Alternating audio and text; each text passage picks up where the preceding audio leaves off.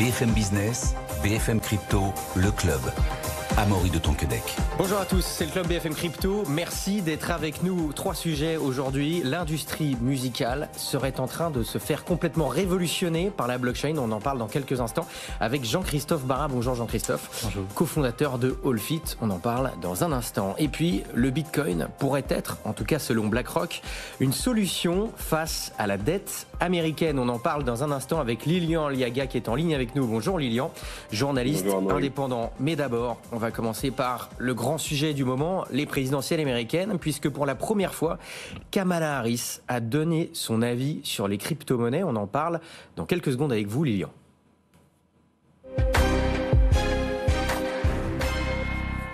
Voilà, on a un super jingle maintenant sur BFM Business pour parler des élections américaines.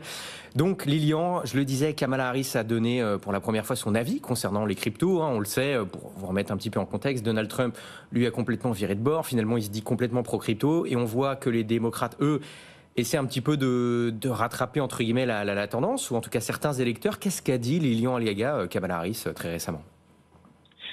Alors, effectivement, Amaury, c'est exactement ce qu'on est en train d'observer.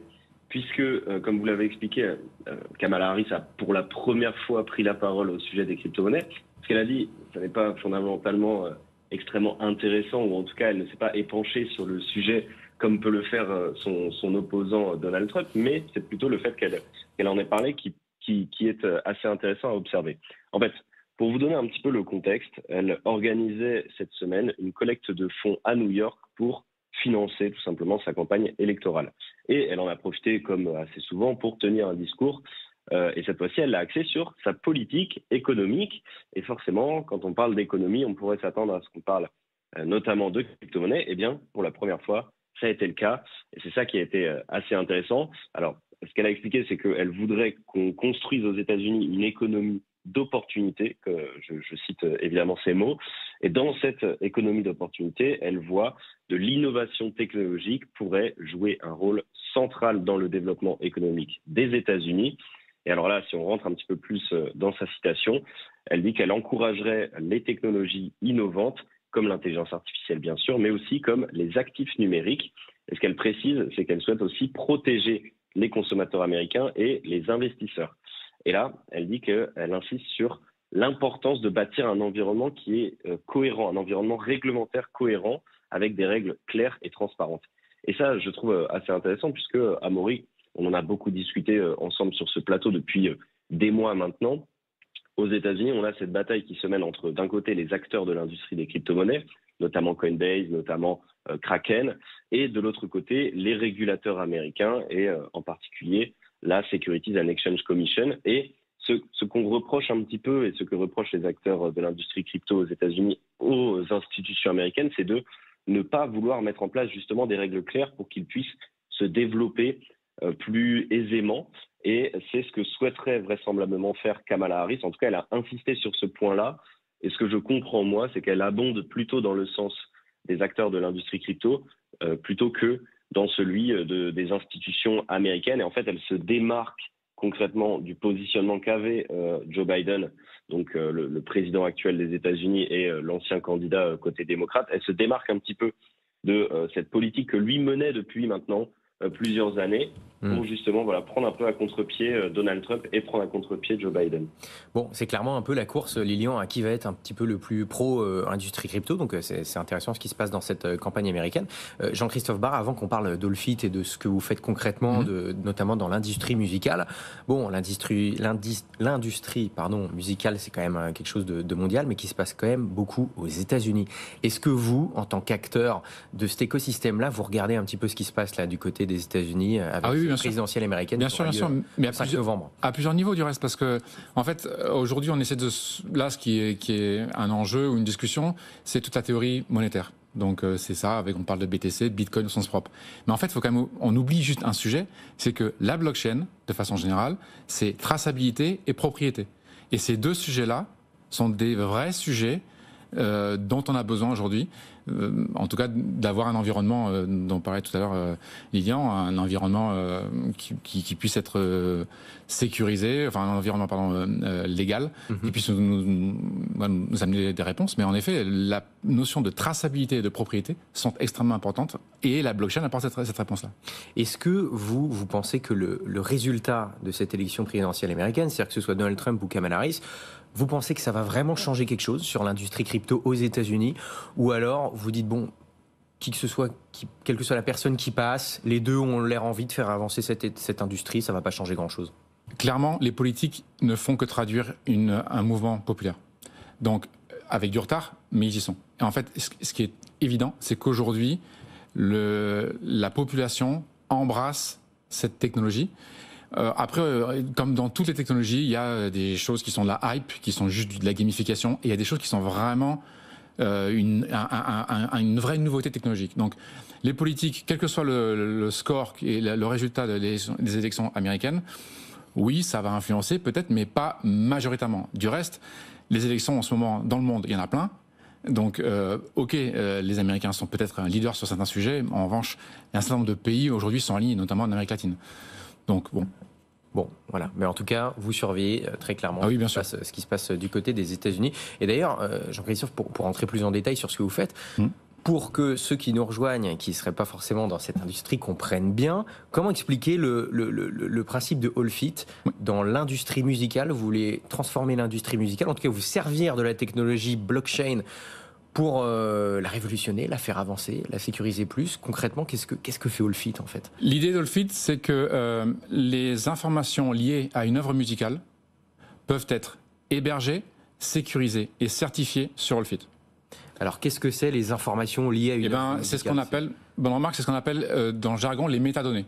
En fait, c'est tout ce qui regroupe l'information, la sous-information d'une information principale. Donc, par exemple, on va prendre un son qu'on appelle un track. On va dire, en fait, c'est date de création, qui a été l'auteur, son code, sa référence. Est-ce que c'est du hip-hop, est-ce que c'est du jazz? Il y a un certain nombre d'informations. Toutes ces informations-là, on propose avec All-Fit dans une blockchain, donc, de les enregistrer pour la vie, à travers en plus un module qu'on a appelé le MIDS, Music Industry Decentralized Data Structure, qui permet dans le corps de la chaîne une certification de la métadonnée. Ok, et normalement, traditionnellement, toutes ces données-là, elles sont stockées où? C'est bien le problème, c'est qu'aujourd'hui, on a beaucoup d'acteurs dans la musique, donc du stream, de la radio, tout ce qu'on veut. Tous ces acteurs-là ont stocké leur méta. Le problème, c'est en fait qu'ils n'en font rien. Donc nous, ce qu'on dit, c'est que cette data qui est partout dans le monde, dans plein de documents, alors ça va être, je fais simple, mais ça va être de l'Excel, de l'Access, de tout ce qu'on veut en termes de base, c'est pas du tout interopérable, donc ça veut dire que ça circule très mal entre bases de données, et ensuite c'est très difficilement scalable, la vitesse de circulation dans ces informations-là. Donc on dit, prenons une base de données mondiale, une blockchain, décentralisée, mettons à l'intérieur un consensus qui permette de certifier cette métadonnée, et maintenant, ça va permettre aux grands acteurs d'aller chercher, tous les acteurs, d'aller chercher dans cette base de données l'information et de la monétiser dans leurs applicatifs. Bon, et donc ça permet, si je comprends bien, aux professionnels de l'industrie d'avoir une seule plateforme, une seule et même plateforme pour que tout le monde ait accès. Oui. Maintenant, pour ceux les artistes qui produisent cette musique, qu'est-ce que ça change pour eux? Alors, nous, on est dans une relation en B2B. C'est-à-dire que nous, en fait, on va s'adresser justement à ces stockers, à ces data providers, ces stockers de données. Eux s'adressent en effet à ces artistes. En revanche, le service qui va être du coup proposé par ces applications, ça va être d'avoir un son enregistré ad vitam aeternam, d'avoir toute modification d'ayant droit, de diffusion enregistrée dans la blockchain. Par exemple, deux points. Le premier, aujourd'hui, tout le monde se gargarise de l'IA. Et tout le monde dit, c'est un gros problème. Non, c'est pas un problème. C'est jamais l'outil le problème. C'est qui utilise l'outil. Donc nous, ce qu'on dit, c'est que cette IA, par exemple, jusqu'à présent, on a généré à peu près 100 millions de tracks depuis 24 ans. 100 millions de tracks. Donc c'est 100 millions d'œuvres musicales. Okay, 100 millions. Avec l'arrivée de l'IA, donc en 24 ans, avec l'arrivée de l'IA, en 5 ans, on se retrouve avec 500 millions de tracks. D'accord ? 24 ans, 5 ans. Donc nous, ce qu'on dit, c'est qu'en fait, All-Fit va permettre d'avoir toute la métadonnée Et l'IA qui va créer des sons, qui va créer plein de choses, va se nourrir de cette métadonnée, qui sera sécurisée, certifiée et hébergée sur Allfit.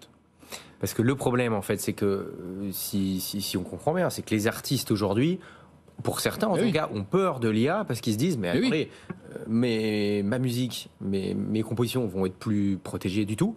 Ou alors, l'IA peut devenir clairement un concurrent à ce que nous, on fait. Oui. Et vous avez une réponse par rapport à ça. Oui. Et vous dites, finalement, le Web3 va permettre d'être une sorte d'accélérateur. D'accélérateur ou alors de rempart face aux dérives de l'IA. Oui, alors tout à fait. Aujourd'hui, dans le monde actuel, là, on a à peu près 11 milliards de droits d'auteur qui sont payés, qui sont rémunérés, qui sont reversés. Et dans ces 11 milliards, il y a 25% qui ont des problèmes de métadonnées. Alors en fait, ça va exploser avec l'arrivée de l'IA. Quand les 3 majors portent plainte contre des grands de l'IA qui ont créé des sons, et les majors leur disent, attendez, les gars, où est-ce que vous êtes allés chercher vos informations? Et bien là, on dit, l'IA, elle va aller chercher l'information dans la blockchain Allfit. Cette information, elle va être traquée. Donc, il n'y aura plus besoin de savoir où elle a été cherchée. Elle est là. Et automatiquement, il y aura une réversion de droit. C'est-à-dire qu'en fait, l'IA contrevenante, entre guillemets, pourrait être rattrapée grâce à la traçabilité de la blockchain. C'est ça que ça veut dire. Bien sûr. L'explosion de l'IA se nourrit de la métadonnée. Bon, et au niveau du marché, par exemple, votre projet à vous, de dire, nous, chez Allfit, on va tout mettre sur la blockchain, on va tout, décentraliser, mais recentraliser, entre guillemets, pour que ce soit plus simple. Qu'est-ce qu'ils en pensent, les acteurs traditionnels de cette industrie? Déjà, aujourd'hui, on fait un constat, c'est que jusqu'à présent, ça faisait grosso modo le job. L'industrie musicale, toutes les bases de données qu'il y avait, mais qu'en fait là, avec toutes les accélérations, ça marche plus. Premièrement. Deuxièmement, on a des nouveaux cas d'usage. Typiquement, la SACEM qui a créé un très bel outil sur une blockchain qui vend du B2C, donc qui propose à certains artistes d'enregistrer des éléments. Nous, en fait, on pourrait avoir Believe qui propose à tous ces acteurs, donc tous ces clients, d'enregistrer toutes leurs informations sur la blockchain. Ça créera un nouveau business pour Believe, pour parler d'eux, et ça permettrait de tout sécuriser. En plus de ça, eux n'auraient plus de base de données en interne, ils auraient une base de données qui serait ouverte. En revanche, là-dessus, eux, ils auraient un lien de traçabilité. Ce serait beaucoup moins cher, parce que pour info, donc nous, 1 million de transactions sur Allfit, 1 million de mouvements, c'est environ 3,06 €, on arrondit à 4. Aujourd'hui, 1 million de transactions, je vais arrondir, dans le stream, c'est 10 000 €. Donc ce que vous leur dites, en fait, vous dites, mais attendez, on n'est pas concurrents, non, travaillez avec nous. Bien sûr. C'est ce que vous leur dites. On est en support, c'est-à-dire qu'on va être moins cher. On va avec une politique aujourd'hui où tout le monde parle de RSE, c'est-à-dire qu'en fait, si on dit que dans le monde, on a une base de données décentralisée, open source, et forcément, toutes les bases, elles disparaissent, et en fait, en tout cas, elles s'amenuisent, et en fait, ça veut dire qu'on a moins d'empreinte écologique, ça veut dire qu'on va plus vite, donc on crée de nouveaux business. Bon, ça peut être que bénéfique pour les acteurs actuels. Et eux, ça, ils l'entendent honnêtement, Jean-Christophe, ou alors pour l'instant, ils se disent, vous êtes gentil, mais là, on n'est pas complètement convaincus, ou alors ils vous voient trop comme un concurrent. Non, ils le voient clairement. Par exemple, aujourd'hui, vous avez 2 grands acteurs dans le monde qui s'appellent Story Protocol, qui a levé 180 millions de $, et Core Protocol, K-O-R Protocol, qui a levé 80 millions de $. Ces 2 grands acteurs essaye de révolutionner l'IP, donc la propriété dans ce qu'on appelle l'entertainment, donc tous les sujets, puisque la musique est diffuse dans tous les sujets. Ok, cette révolution, c'est un modus operandi que l'une et l'autre ont inventé. Mais encore une fois, l'IP, elle se nourrit de la métadonnée.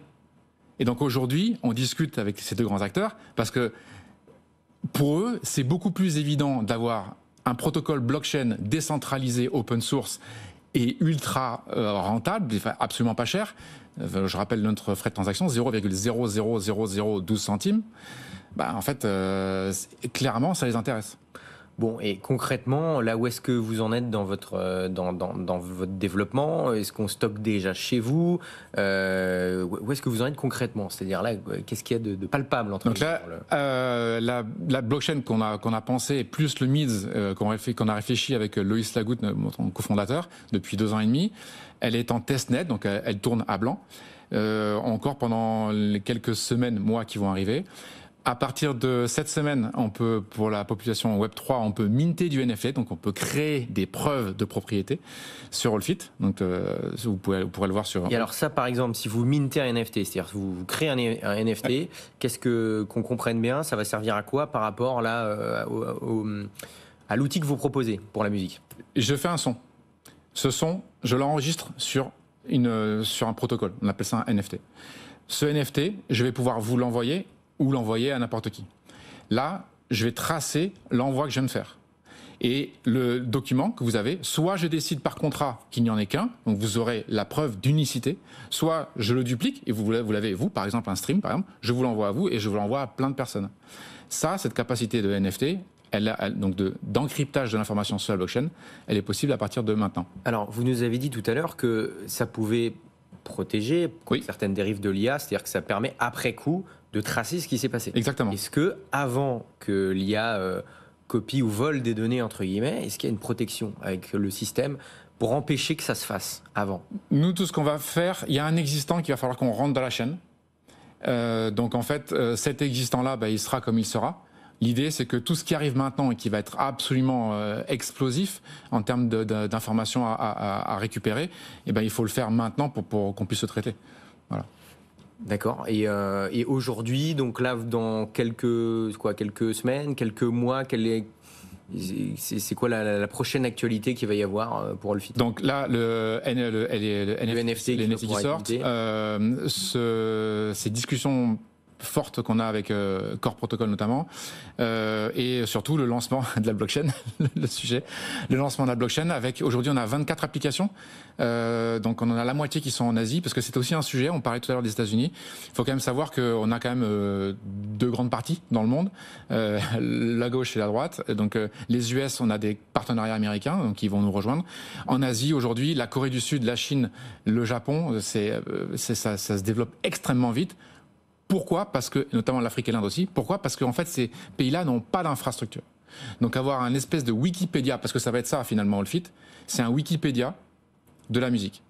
Les informations sont sur Allfit, et quand vous allez jouer, vous allez regarder sur le Wikipédia quelles sont les informations.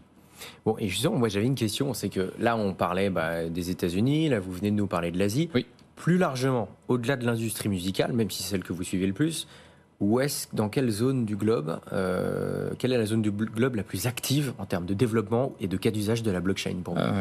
C'est dans tous les pays où, alors j'ai pas envie de dire tous les pays hors OCDE, mais en gros tous les pays qui sont sans infrastructure et qui ont besoin et qui parallèlement en plus ont besoin d'un pouvoir politique pour encadrer tout ça. Et nous on le voit en Asie, en Inde, en Afrique. Ça va dès qu'on est reçu là-bas, on a tout de suite une vingtaine de personnes qui veulent nous voir. Donc pour vous, c'est là-bas que ça se passe en fait. Ah oui. Dans ces zones-là. D'ailleurs, c'est intéressant parce qu'au début, quand on s'est lancé, moi j'ai rencontré beaucoup de personnes en tech ou en musique en France. Bon, après aux US, au Canada et en Europe. Mais alors, j'étais persuadé que l'Asie allait nous amener bien plus loin, mais en fait, ça va au-delà de nos espérances. C'est-à-dire que là, en fait, quand on est parti en Corée, à Séoul, on est revenu avec, je vous dis, quasiment une dizaine de partenariats. Au Japon, pareil. Au Vietnam, en Inde, à Bangalore. L'un de nos advisors est le responsable de l'Indian Blockchain Forum en Inde. Et en Afrique, c'est pareil. En Afrique, c'est buvard. Ok, bon, c'est incroyable, effectivement, là, ça se développe là où il y a le besoin technologique finalement, alors que contre-intuitivement, on pourrait se dire, attendez, c'est plus aux États-Unis que ça se passe, etc.